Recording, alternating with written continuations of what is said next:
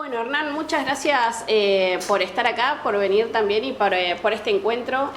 Sabemos que la coyuntura está un poco compleja a nivel país y a nivel general en realidad, entonces por ahí a veces se nos complica hacer esta pregunta, pero para arrancar te vamos a preguntar ¿cómo estás? Bien, en general, después de 50 años de vida, uno entiende que las coyunturas de este país siempre son cambiantes, tienen altibajos, bipolaridad, y después de un cierto tiempo te vas acomodando a darte cuenta de que posiblemente esto no cambie nunca y que hay que seguir haciendo cosas independientemente de que si la coyuntura te lo permite. Entonces ya a esta altura, perros viejos, boyando desde hace años, ya está. La valija de Lionel, la uruguaya, Orsay sigue creciendo como proyecto. La pregunta es, bueno, ¿cómo es el andamiaje de lo colectivo atrás y tantas ideas juntas que no paran de salir? Sí, a mí me parece que es justamente la ecuación, es que cuando hay una comunidad muy grande, cualquier idea trasnochada puede convertirse en realidad. O sea, yo estoy muy acostumbrado a las ideas trasnochadas desde siempre. Con la diferencia que al principio vos tenías una idea a las 4 de la mañana, te fumabas un porro, tenías una idea. ¡Qué buena idea! Decíamos todo a las 4:05. A las 4:30 ya hacíamos el logo de la idea en una servilleta. Después nos íbamos a dormir a las 2 de la tarde, era una porquería la idea, pero en realidad no era una porquería la idea. Es que no había una comunidad que creyera también en eso. Yo después seguí teniendo idea trasnochada a las 4 de la mañana, pero al otro día la contaba a la comunidad y la comunidad decía, yo tengo un tío que tiene un puesto en no sé dónde que puede conseguir los alambres, yo tengo un no sé qué. Una suma de solidaridades, digamos. Sí, de productividad, de músculo productivo, como lo dice mi socio de Orsay Audiovisuales, a todos los que invierten en una peli, más que socios productores, les dice músculo productivo, porque es gente que hace fuerza, por eso músculo, para que algo ocurra. Y cuando muchas personas hacen fuerza para que algo ocurra, la palabra imposible o dificultoso se cae, se desbarranca porque la idea fuerza es más poderosa que todas las características de la burocracia, del impedimento, del no se puede. Mirá si en este país vas a poder hacer eso. Nosotros como que vamos para adelante como esos caballos ciegos con orejeras que no les importa lo que pasa al costado. Perdón, antes, sí. La uruguaya, ¿dónde lo pueden ver? Porque no está en cualquier lado, ¿no? La uruguaya en este momento está en el cine, en este momento. Pasa que no sabemos cuándo la gente va a ver esto, o sea que, voy a decir, para decirlo de forma más anacrónica, estuvo desde el 17 de febrero y durante un mes y medio en el cine y después de eso en plataformas. Claro, porque tratamos de buscarlo y no lo encontramos. Cine, hoy cine. ¿Sí? En muchos cines, en shopping, en todos los cines. Bien. Yo quería preguntarte porque nombrabas, bueno, por ejemplo, el caballo que va para adelante y le deciden, ¿qué es lo que los motiva hoy, no? Esa comunidad, ¿qué los motiva? ¿Cuáles son sus, sus motivaciones para seguir adelante? A la comunidad no sé, porque son muchas personas y seguramente cada cual debe tener su propia motivación. Supongo que si hiciéramos una encuesta a la comunidad, el ejercicio cultural independiente y autogestivo es una buena razón. Divertirse con cosas que no son las de siempre es una buena razón. Pero del lado nuestro, o si querés más particularmente del lado mío, a mí me gusta mucho, pero mucho, levantarme a la mañana, saber lo que tengo que hacer en el día y que no me resulte tedioso ese día. Que diga, ¡ay, qué bueno! Hoy, mira lo que hay hoy, qué lindo esto, qué lindo esto. Poder gestarme semanalmente una agenda divertida es mi objetivo. Mi objetivo en la vida. O sea, tener una agenda divertida, algo que me levante y digo, esto está bueno, no estoy haciendo esto porque nadie me diga que hay que hacerlo, no estoy haciendo esto porque necesito la guita, no estoy haciendo esto porque dije que sí en un momento bajo y ahora tengo que asumir un compromiso que me da por los huevos que tengo que hacerlo. No, que todas las cosas sean fruto de un hobby, de una intención lúdica, de divertirme y de que mi hija vea que me estoy divirtiendo cuando me levanto a la mañana, es eso. Para tomar un poco esto y teniendo en cuenta que sos una persona que... sos una máquina de escribir, ¿no? Un poco, en el sentido no industrial, si se quiere, sino en el sentido más material de lo simbólico que implica una máquina de escribir, por lo menos lo veo así. Sí. ¿Y cómo haces para no por ahí aburrirte vos mismo o no decir, che, esto yo ya lo escribí o esto me repito? ¿No te asqueás a veces de tu propia escritura? ¿Cómo trabajas eso? Y hace mucho que no escribo cuento. Bueno, qué sé yo, ahora vengo de escribir un cuento, escribo uno por semana, pero me tira la gente la historia, entonces Claro. es difícil que me repita si otros me tiran una historia. Lo que hago a nivel cinematográfico es tener ideas que otros gestan. Tengo una editorial, saco libros de autores que me gustan. No es escribir lo mío hoy mismo, no es que yo soy un escritor. Me gusta contar cosas.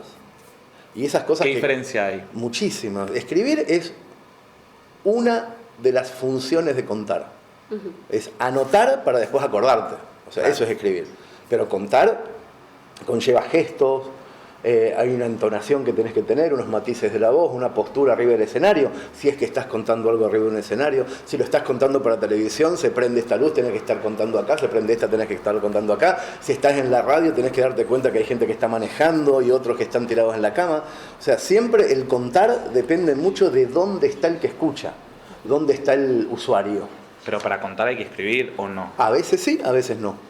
O sea, yo cuando estoy arriba del escenario, ayer tuve función y estaba contando un cuento, pero en el párrafo 3 de ese cuento, que ya me sabía de memoria porque algún día yo lo había escrito, me acordé de algo que pasó ese día de lo que estaba contando, Claro. y empecé a escribir en voz alta. Claro. O a contar algo que no estaba escrito a priori, que mañana seguramente mi secretaria desgrabará y dirá, bueno, che, acá puse el párrafo 4 y el 5 ya quedó escrito, pero ni siquiera lo voy a escribir yo, lo va a escribir mi secretaria, yo ya lo dije. Ya lo Entonces, contaste. no es escribir, ¿eh? Claro. Y muchísimo menos hoy, en donde la mayoría de la gente ya no lee. O sea, ¿por qué vas a escribir? Si tenés Netflix, podés contarlo con imágenes, tenés un podcast, tenés un audiolibro, tenés un escenario, tenés una radio, una tele. Escribir es un pedacito de contar. Y ni siquiera es tan importante. ¿Qué te causa saber que la gente cada vez lee menos? Mucha alegría. Mucha ¿Sí? alegría, sí, claro. Leer es un estadio anterior al de nuestra actualidad. La cantidad de maneras que tenemos de consumir historias hoy es novedosa. En el siglo XIX no las teníamos. En el siglo XIX no había audiolibro, no había podcast, no había Netflix, no había plataformas, no había nada. YouTube. Ni YouTube. Entonces la gente, ¿qué hacía para que no te olvidara de algo? Lo anotaba. Entonces te pasaba esa anotación y vos en voz baja recuperabas esa información en formato de lectura. Pero es que no había otra manera de hacerlo. O sea, ni siquiera está bueno. O sea, es mucho más divertido esto. Por eso digo, la fuerza que mucha gente hace para que los chicos lean es anacrónica, estúpida, falsa, imbécil. No hay que enseñarle a un chico a que lea perfectamente bien. Hay que enseñarle a un chico a que comprenda la historia perfectamente bien. De la manera que sea, no importa. Yo cuando yo tengo una hija de 6 y está mirando boludeces espantosas de Disney, ¿no? Y yo paso por atrás y le digo, ¿de qué se trata? No, es esta chica que quiere tener un novio que es este chico. Bueno, ¿y la segunda trama cuál es? Le digo. ¿Qué es la segunda trama? Bueno, no todo es eso. ¿Tiene una amiga esta chica? Sí. ¿Qué le pasa a esta amiga? No, esta amiga tiene celos de esta otra. Bueno, eso es segunda trama, le digo. ¿Y cuándo se cruza la primera con la segunda? Le digo el otro día. Y ahí está el donde va a ser inteligente esa muchacha. La comprensión vos- de la narrativa. Claro, cuando no importa si es Disney, si es bueno, si es malo, si es libro, si es podcast, no importa. Lo que importa es que la acompañemos en la construcción del relato para que pasado mañana esté en una situación y entienda qué cosa es una segunda trama. Y que lo comprenda o que lo pueda hacer o que pueda contar una historia. La narrativa hoy, poder contarle a otro y convencer a otro lo que estás queriendo, es narrativa. Si vos querés convencer a un jefe de que te pague mejor, si no sabés contárselo, no te va a pagar mejor. Si vos querés convencer a una persona en el baile de que se vaya con vos, si no lo sabés contar bien, no se va a ir con vos. No todo es belleza hegemónica, hay que usar esta también. Y para usar esta, leer hoy no es importante. Es importante comprender. Entonces, comprensión lectora no es lo que importa, comprensión es lo que importa. Después vemos cómo. Bueno, todo eso tarda mucho, va lento en el nivel burocrático de las cosas, pero en nosotros como personas ya lo sabemos. Y de esas formas, bueno, que nombraste varias de contar, ¿cuál es la que a vos más te gusta o más disfrutás también? A mí me gusta conseguir lo que busco cuando cuento. Entonces, si lo que estoy contando es comedia, lo que busco es que te vayas divertida. Si lo que estoy contando es drama, lo que busco es que te vayas llorando. Entonces, no siempre busco lo mismo, pero me divierte mucho concretar la búsqueda. tomo un poco lo que decís respecto a las narrativas y esto de convencer, y te pregunto, bueno, en este contexto donde la derecha avanzó con un 30% en las PASO, ¿qué ves de interesante vos en esa lógica de contar, ¿no? Audiovisualmente hablando, las redes sociales? ¿Qué te parece loco, pero también mágico en cierto sentido, de cómo logró un candidato que no existía, que no tiene gestión, instalarse y tener 30% del electorado a su favor? Primero, que no creo que eso sea la derecha, para empezar. No creo que las personas que votan a estas nuevas fuerzas sean la derecha. Son personas que no tienen la menor idea de qué cosa es la derecha, qué cosas son los derechos, ni qué cosa es la izquierda, ni qué cosas son las luchas. No saben, son nuevos. Entonces escuchan gritos parecidos a sus propios gritos y van para ese lado. Eso no se llama la derecha. Posiblemente tenga una connotación de derecha o tirando a ultraderecha ese grito particular. Claro, pero ese grito podría haber sido otro, ¿eh? Y que no haya sido otro ese grito es culpa nuestra. Que nosotros no sepamos gritar es culpa nuestra, no es culpa del loco que sí sabe gritar. Entonces yo veo algo muy positivo en esto, y es una opinión absolutamente poco popular, que es: las personas inteligentes que saben gritar por causas nobles acaban de descubrir, gracias a este loco, que se puede llegar hasta acá sin aparato político.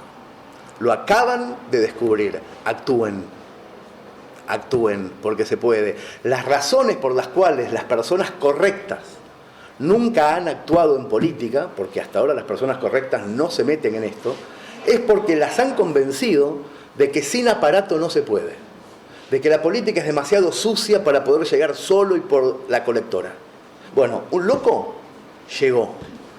Inteligentes, recuerden, un loco llegó. Si se grita lo correcto de la forma correcta, es posible que en 4 años otro loco, pero de un color más parecido al nuestro, también pueda acceder. Para mí lo que pasó en las PASO es tremendamente bueno, más allá de que el remedio que está dentro de esa cajita es un jarabe de mierda. Más allá de eso, hay un remedio que está llegando por los costados que no son las farmacéuticas, y eso está muy bien. Perdón, y Grabois es un poco eso. Pero no está lo suficientemente loco. Más loco. No. El marketing, o sea, vos adentro podés poner lo mejor de la política, pero el marketing tiene que ser una locura. Claro, lo que una ven locura, es eso. exacto. Y nosotros no hemos tenido nunca, por el momento, un marketing eficaz. Nunca. ¿Crees que tiene que estar en consonancia con lo que socialmente estamos atravesados, en los niveles de estrés, ansiedad, pospandemia? ¿Eso es lo que sentís que tiene que estar representado? En cada momento me imagino que debe haber un reclamo diferente. Yo estoy convencido de que el reclamo del loco actual no fue estratégico. O sea, justo ocurrió que un grupo iba por acá y un loco iba por acá y chocaron en un lugar, y ese choque se llama 31%. Pero no es porque este hombre fue por acá con la estrategia. Entonces no sabemos cuál es la estrategia de 2027. No sabemos. Ojalá que llegue a chocar el loco correcto. Eso es todo lo que pienso, no pienso más que eso. Y con, bueno, el panorama que mencionabas, que ya con la edad que tenés, vas viendo que se repite más o menos. No, él dijo. Yo mismo empecé poniendo las cartas de la vejez arriba de la mesa. Él dijo que tiene y yo lo repito. Sí, señor. ¿Qué futuro a mediano o corto plazo ves en la pata cultural, ¿no?, de la Argentina? ¿Cómo lo evaluarías? Según tu criterio, obviamente. Yo creo que la Argentina estuvo siempre con un acervo cultural mayor al que su país como engranaje social y económico merece. La cultura estuvo siempre más arriba. O sea, hoy la cultura que tenemos, si viene un extraterrestre y ve solamente cuántos teatros funcionando hay en la Argentina, cuántas escuelas de cine funcionando hay en la Argentina, el fútbol, cuánto espectáculo deportivo, viene el extraterrestre, ve solamente eso y saca la cuenta y dice, debe ser un país muy próspero, debe tener una economía tremendamente asentada para que haya tanto teatro, tanta escuela de cine. Y no, abajo no hay nada, hay gritos de gente desesperada. Pero sin embargo tenemos una cultura que incluso en los peores momentos coyunturales del país se ha sostenido como si abajo hubiera un colchón de seda, y no lo hay. Entonces, me parece que esa cultura es un grito de resistencia. Esa cultura es gente diciendo, no nos vamos a resignar a que no sepan armar acá abajo un tinglado decente. Vamos a seguir haciendo teatro y cine y libros y música como si no hubiera un mañana y como si fuéramos, como si ya tuviéramos la otra parte organizada. Te llevo para otro lado, agarrando esto de madrugar con un porro y demás. En las lógicas quizá de los movimientos sociales todavía nos cuesta desestigmatizar algunas cuestiones, como por ejemplo la legalización de la marihuana y que en paralelo, digamos, dentro de nuestros territorios, como bien sabés, hay un estado paralelo del narcotráfico que está invadiendo y que tenemos pibes en consumo en Zabaleta, por ejemplo, donde vive Omi, están todos tirados ahí en medio de Plaza Kevin y los encontrás ahí totalmente sin un futuro, sin un acompañamiento estatal concreto. ¿Qué sentís que se tiene que discutir respecto a la agenda del narcotráfico o de la legalización, no? Sí, primero dejar por delante que no es en absoluto un tema que comprendo exhaustivamente y que posiblemente todo lo que diga va a estar resbalando dentro de la cabeza de la gente que pensó mucho en esto. Claro. O sea, yo no he pensado mucho en esto y lo único que sí noto es que a veces hay como un baremo de dos países distintos, ¿no? Gente diciendo, bueno, pero fumarse un porro acá en Palermo después de cenar, ¿cómo puede ser? Y que no tienen en cuenta que 12 metros más allá es una problemática completamente distinta a la lúdica y a la recreativa, y confundir lo recreativo con el flagelo es un desastre, y que me parece que hay 2, 3 o hasta 4 miradas diferentes respecto al mismo problema, que está tomado de formas absolutamente individualistas. O sea, no me toquen a mí esto, que yo lo hago con cuidado, no es como estos negros que no, que, etcétera. No pasa mucho eso. Al mismo tiempo tenemos una problemática social en donde la droga está incluida, pero que la droga no es lo único que pasa, que también hace que se mezcle todo. A mí lo que me gustaría principalmente es menos caretaje por parte de la política. Yo escucho muy careta todo lo que se habla, muy tremendamente careta y estigmatizado, pero desde un costado falso de ellos mismos. Ellos saben mejor de lo que dicen lo que pasa. Y no lo dicen. No lo pueden decir porque entienden que si dicen lo que piensan... complicidad. Claro. Pero sin duda. Pero es una complicidad que también es hija de una sociedad tremendamente hipócrita, asentada por medios de comunicación increíblemente hipócritas, que cualquier cosa más o menos real que diga saltan y dicen, ¿cómo estás diciendo esto? ¿Cómo que vas a decirle a la gente que no consuman esta droga porque está contaminada? Que no consuman droga, no porque está contaminada. Bueno, una serie de mierda de personas que no han vivido en la calle un segundo. Entonces es muy complicado porque cuando vos hablas, ¿a qué micrófono estás hablando? Yo en este momento, ¿quién me está escuchando? Si me está escuchando el careta, si yo llego a decir lo que pienso, me sacan cagando, porque son caretas que están en la vida para sacarte cagando. Claro. Entonces yo digo, ya sabemos. Ciertas cosas las sabemos, ojalá que un día venga el loco correcto, con el 35% y saque cagando a todo el mundo, pero de la forma correcta. Ojalá. Hablabas también de los medios, y a mí me queda resonando también en este sentido de lo que hablabas de contar, ¿no? Y de bueno, los medios como los conocemos, las empresas también que son... Y las nuevas formas de comunicar que hoy son las redes sociales también, que también tienen la fake news, digo, que tienen la posibilidad de llegar también a otros públicos, pero también tienen la fake news. ¿Pensás al respecto de eso? ¿Filosofás en alguna noche, también en alguna madrugada respecto de esto? ¿Qué está pasando también con la información que nos llega a personas de diferentes edades, ¿no? Porque también es eso, termina siendo el algoritmo o esos manejes termina siendo muy estratégico para algunos. Sí, no creo que haya novedad en lo falso. Porque si me voy para atrás, yo tenía 11 años, había un programa de televisión en el canal público que se llamaba 60 Minutos, con un tipo que se llamaba Gómez Fuentes, que te tiraba una fake news atrás de la otra, y no le decíamos fake news. Decíamos en ese momento, es lo que pasaba. Bueno, será verdad, lo dice la tele. Entonces, la fake news existe. ¿Qué es lo que diferencia ese programa de televisión del viejo ATC a esto?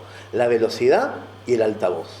Es mucho más veloz y mucho más difícil de consignar, de decir, che, esto es mentira.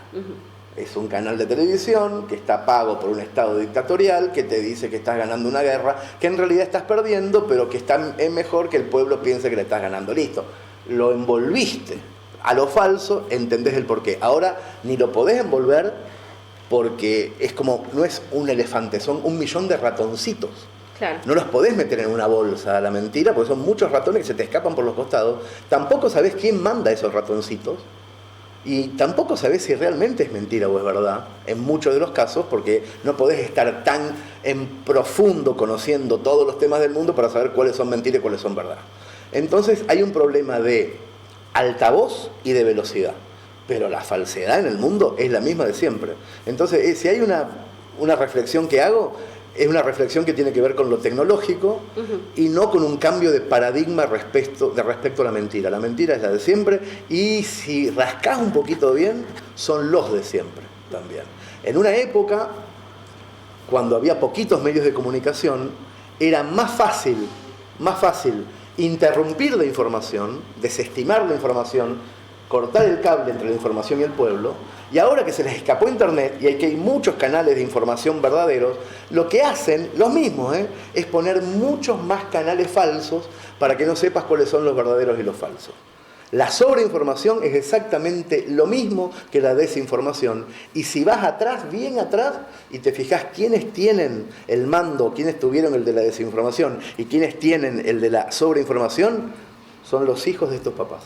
¿Y cómo se combate con esa sobreinformación? No se combate, se vive en pequeños nichos, en pequeños lugares, te juntás con la gente correcta, ya te fijarás qué es para vos la gente correcta, porque capaz que mi gente correcta no es tu gente correcta, claro. Cada cual se arma sus propios círculos y vive adentro de esos círculos sabiendo que lo otro no se va a poder erradicar. No es bueno pensar que hay que usar la energía en erradicar, hay que usar la energía en generar grupos consistentes de personas con las que puedas vivir en paz y conviviendo con otros grupos de personas que piensan completamente otra cosa. O sea, erradicar no es posible. Hernán, yo voy a girar un poco el timón volviendo capaz a eso, a vos, a tu escritura, porque estamos en la semana de las infancias. En nuestros barrios, entre el fin de semana pasado, este fin de semana y los que vienen, estamos festejando como se puede las infancias. Sí, autogestivamente estamos sí. armando un montón de cosas en el barrio. Entonces nos gustaría saber también qué de tu escritura, en realidad qué de ese Hernán niño hoy permanece todavía en tu escritura o al momento de contar, contar historias, contar cosas, los relatos. Yo supongo que para un dibujante y para un escritor, y hasta te podría decir que para un músico, todo está en la infancia. Yo creo que cuando Tute se pone a dibujar, en esa mano está el chico que dibujaba. Y cuando yo los viernes a la mañana me siento a contar una cosa nueva, está el chico que quería escribir y en el piano está el chico que tocaba el piano. A mí me parece que en estos oficios o en estas artes, sin infancia no hay sostén de lo que uno es. Yo no sé si escribiría con las ganas con las que escribo si no reconociera al chico con ganas de escribir cada vez que me siento al teclado. No sé, y seguramente no. Entonces, en la infancia está todo. Me siento en la mesa a ver cómo mi hija dibuja, o ahora que tiene 6 empieza a ponerle globitos a las historietas que hace, y a mí me maravilla ver la mano de un nene componiendo una silueta o intentando una primera escritura. Me conmueve, me enternece, porque ahí está todo es todo, es todo, es la esponja inicial, es el cimiento del edificio. Entonces, leer de un cuento a un chico, o jugar con él, o enseñarle a dibujar, o enseñarle a tocar la guitarra, o a patear una pelota, o hacer cosas que tienen que ver con lo lúdico, y sobre todo que entiendan que lo lúdico también puede ser un trabajo en el futuro, y que se puede vivir no solamente del sacrificio feroz de lo laboral, sino también de algo que es más luminoso y que también puede ser generador de recursos económicos. A mí me parece que ahí está todo el esfuerzo que debemos hacer en ese lugar. Y también, perdón. Bien, son como matamos, no. somos robots. Claro, sí, nos perdonamos. 2 años que a los estamos dos. haciendo el programa, entonces ya nos vamos pisando. Sí. No, yo quería preguntarte, nos contás con respecto a dónde está Hernán Niño en todo lo que haces hoy. ¿Y la rebeldía de la adolescencia? Yo supongo que es el niño cuando se encuentra con la burocracia, con lo normativo. Imagínate cualquier chico que sabe que puede dibujar afuera de la hoja y que puede escribir malas palabras y que puede escribir en verso libre sin que rime. Un día llega a la secundaria y le dicen, no, mijo, pare. Acá lo importante es su futuro, su economía. Lo más importante es, eso déjelo de lado. Estudia abogacía. Vamos a ver, le vamos a enseñar las matemáticas, la abogacía. Si al chico le gusta la abogacía y las matemáticas, va a seguir por ahí sin ningún problema, pero si el chico no quiere eso, se va a convertir en un rebelde necesariamente. Y esa rebeldía es el motor de lo que viene después. O sea, yo sigo teniendo, porque me pasó eso en la adolescencia, obvio. O sea, tenía muchísimos problemas en la secundaria, porque no entendías por qué carajo me enseñaban esto y no esto. Entonces yo mantengo ese motor de rebeldía cada vez que hago algo. O cada vez que me salgo de las estructuras de las editoriales, que me voy a la mierda de las estructuras cinematográficas, de que trato que haya más justicia para el creativo y menos para el codicioso, el que grita dentro mío tiene 14 y está en la escuela normal, tratando de que se vaya el director. O sea, es el mismo. O sea, me parece que toda nuestra estructura de fortaleza y de motor está allá atrás. Yo a veces pienso, y lo pensamos con mi mejor amigo, somos amigos desde la primaria y somos socios ahora en Orsay, y muchas veces decimos, medio en joda y medio en serio, que el Hernán de 14 años y el Chiri de 14 años que conversaban en los recreos sobre lo que querían ser cuando iban a ser grandes, son hoy nuestros jefes. Si nosotros un día claudicamos y le decimos que sí a un trabajo por guita y no por placer, esa gente se enoja, esos chicos se enojan. Entonces está bueno que los chicos de 13, 14 que fuimos sean los jefes, que no se enoje esa gente con nosotros de 50, que no se enoje esa gente. Me parece que mientras consigamos que esa gente no se enoje, vamos a estar haciendo lo correcto. Así que mirá si no hay motor en la rebeldía. Ahí tomando lo que decís de las infancias, te lo problematizo un poco sabiendo que es hermoso, pero también hay obstáculos en un país de 50% de niños y niñas debajo de la línea de la pobreza para, motorizar esas ideas y demás. Y en la segunda respuesta que diste, hablaste de una justicia con los creativos y las creativas. ¿Cómo hilás eso y cómo se construye, ¿no?, esa justicia creativa en una infancia que está postergada? Del mismo modo, a mí me parece que si cada cual hace en lo que le ha tocado hacer cosas justas, esa justicia se contagia. Nosotros no trabajamos para que el 50% de niños pobres coma mejor. No es nuestro trabajo. Claro. Nuestro trabajo es editorial y cinematográfico. Es tan simple, no es más que eso. Pero si nosotros logramos tener éxito con mecanismos de justicia, yo creo que eso se va a contagiar en otro de al lado que va a decir, entonces puede ser rentable hacer las cosas bien. Y le va a contagiar al otro, y de esa forma se va a ampliar estas pequeñas baldosas en donde todos tenemos que hacer lo que nos corresponde en nuestra baldosa, y se va a ampliar. Yo confío en eso, porque al mismo tiempo sé que no se puede abarcar todo, que no podés mirar para arriba y decir, bueno, voy a solucionar todos los problemas que hay. Obvio. Yo tengo un lugarcito, me tocó un lugar en donde hablo todo el tiempo con personas que inventan historias. Esas personas que inventan historias se sienten casi en un 100% traicionadas por sus jefes, por los medios en donde trabajan, por las editoriales que los ningunean o que los explotan o que les roban. Lo veo todo el tiempo. Músicos, directores de cines, guionistas, escritores, narradoras. Están todos atrás de un problema. No consiguen cobrar. Los que trabajan en una radio hace 7 meses que no les pagan. Arriba siempre hay gente muy codiciosa que no ama ni la profesión, ni la escritura, ama la guita. Y están ahí como dueños de eso, gestando una injusticia y una distribución sumamente injusta de la riqueza. El dibujito del Dibu es una forma de justicia también, ¿no? En el sentido de regalarle a los chicos, a las chicas, al Dibu adulto, pero en dibujitos, ¿no? ¿Cómo viene eso? Es que todo es eso.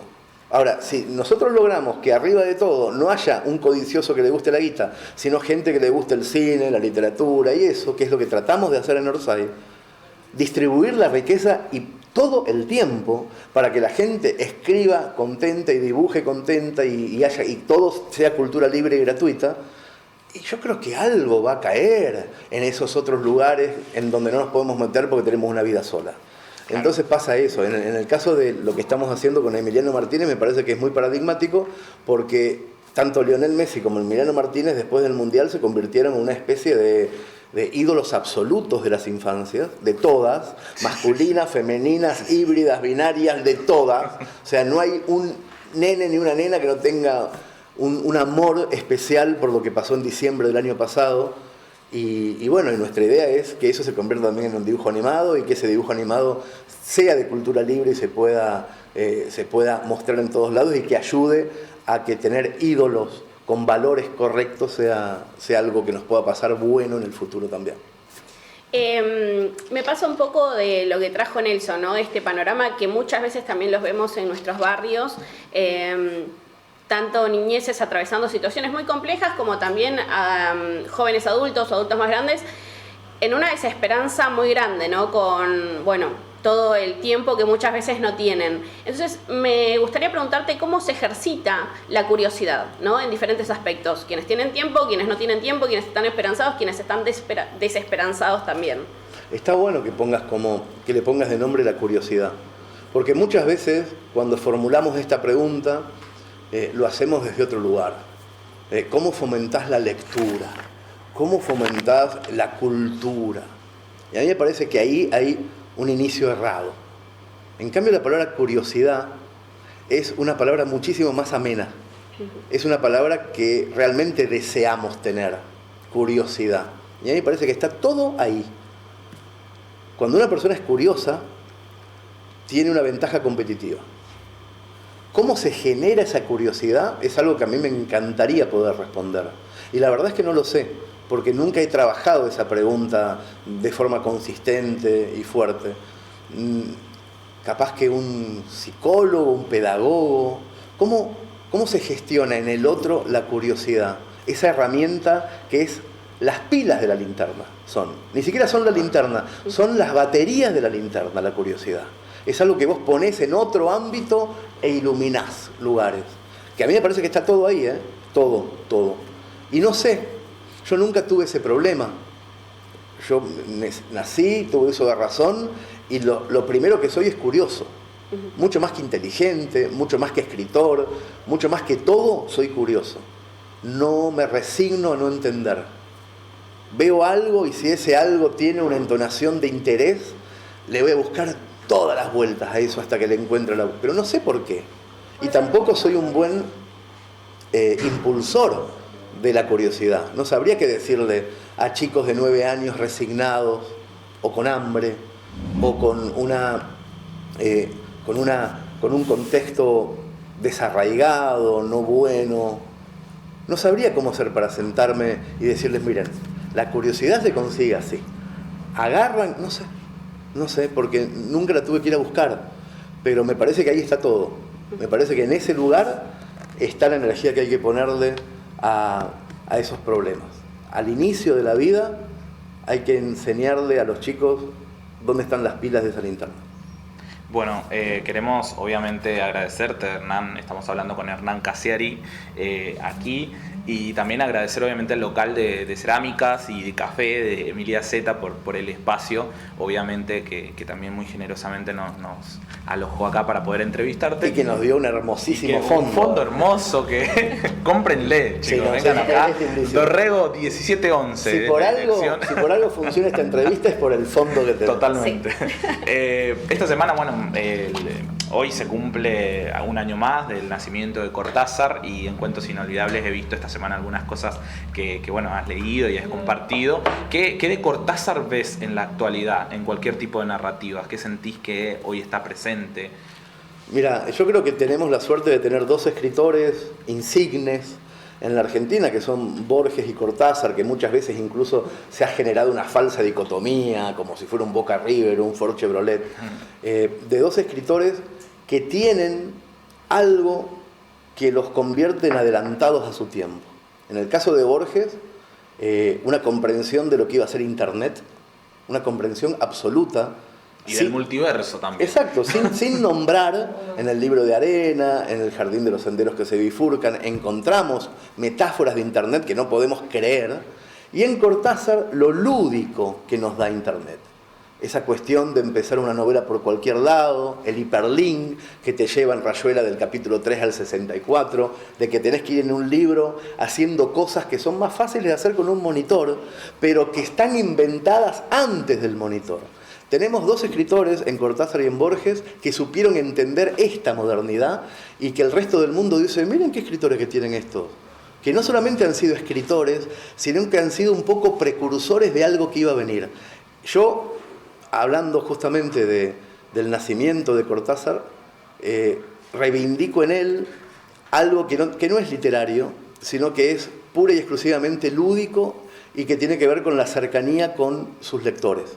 Cortázar vivió desde muy joven en Francia, en París, pero toda su literatura la hizo para Latinoamérica. No es que escribió para los parisinos, escribió para nosotros y sobre todo para las juventudes latinoamericanas de los años 60 y 70 que lo amaban y que no lo podían ver, no podían ir a una librería a escucharlo hablar porque vivía a 12.000 kilómetros. Y entonces les mandaban cartas, muchísimas cartas.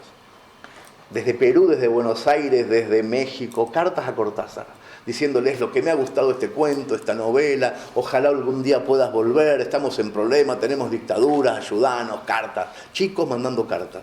Y Cortázar se había tomado el trabajo todos los sábados de agarrar todas esas cartas, leerlas, poner una hoja en la máquina de escribir y contestarle a uno por uno de todos sus lectores que le enviaban cartas. Todos los sábados es todos los sábados de su vida y todos los sábados son todas las horas del sábado. Y después metía todas esas cartas que él había escrito y que firmaba manuscrito, Julio Florencio Cortázar, las metía en un sobre y los lunes a la mañana, pagando él el franqueo desde París a un montón de ciudades de Latinoamérica, les mandaba esas cartas a sus lectores. Eso es Internet también, eso es cercanía, eso es ser horizontal. Eso es, no soy un escritor que está allá arriba y ustedes están allá abajo. Eso es, somos todos tirando para el mismo lado. Cortázar es eso. Yo soy una fantasía de escritor que soñaba ser cuando leía a Cortázar a los 13 años. Yo a los 13 años decía, si yo algún día soy escritor, quiero ser ese escritor. Independientemente de cómo fueran mis párrafos y mi literatura, yo quiero ser ese escritor y no Mario Vargas Llosa. Quiero ser el que está en el llano con todo el mundo conversando. Y por suerte vino Internet y no es tan caro ser ese hoy. No hay que pagar un franqueo. Claro. Te iba a decir eso, un poco lo sos. Estás acá con sí, nosotros. Sí, pero sin el esfuerzo claro. de ese prócer que fue Cortázar, que lo hacía cuando no había conexión ni wifi, que lo hacía de su bolsillo, por la sensación brutal que él tenía en 1979 de que así también se hacen las revoluciones. Y me parece que es maravilloso eso. Hernán, bueno, para ir cerrando también, yo no me quiero ir sin preguntarte qué sensaciones tenés, ya habiendo pasado un par de meses, bueno, del Mundial que se ganó. ¿Qué te genera hoy en día? ¿Qué te generó en ese momento también? Y que Messi te respondido. El Mundial de Qatar fue una chapa impensada, pero no como mundial, fue impensado lo que pasó. Hubo, vamos a poner un número corto, 6 días después del 18 de diciembre, en donde pudimos vivir una ilusión falsa, pero muy certera, de ver cómo seríamos si estuviéramos de acuerdo en todo. Hubo 6 días, 7, ponele 9, en donde nadie miró al otro por su convicción política, ni su clase social, ni si hablaba o no hablaba en inclusivo, y que nadie tiroteó a otro por ninguna razón. 4 días, 5, no importa. Hubo un momento en donde vivimos una ilusión falsa, pero muy cercana a la verdad, que nos decía, esa realidad falsa nos decía, miren cómo serían, qué país hermoso sería si dejaran de pelotudear, si dejaran de mirarse como si el otro fuera el enemigo, si pensaran lo mismo a la mañana. Nos despertábamos a la mañana todos diciendo, ¿fue verdad lo de anoche? ¿De verdad pasó esto? Y salíamos a la calle y comprábamos el pan sin preguntar cuánto estaba el kilo de pan. Y si no teníamos por el kilo de pan, el otro nos ponía 2 flautitas más y nos la daba igual porque estaban todos contentos. Ahora, ¿por qué mierda esa felicidad no puede ser un poquito más duradera? ¿Por qué carajo esa felicidad tiene que desvanecerse como el yodo en la arena de la playa y la marea vuelve a ser sucia y vuelve el alga y el plástico de mierda? ¿Por qué pasa? Yo igual no me quiero olvidar de que hubo 5 días, 6, 9, no sé cuánto, que soñamos que éramos un lugar en donde nos mirábamos con el desconocido y decíamos, boludo, somos campeones. Y nos podíamos incluso hasta abrazar con el otro. Si sirvió para algo el Mundial, sirvió para acordarnos de esos días, para siempre, y acordarnos que podíamos, que se puede, que es posible, que no es tan complicado, que la pelotudez de un gol a último momento puede ser la razón insulsa, absurda, de que seamos felices. Te agradezco mucho. Muchísimas gracias, Hernán, por el tiempo.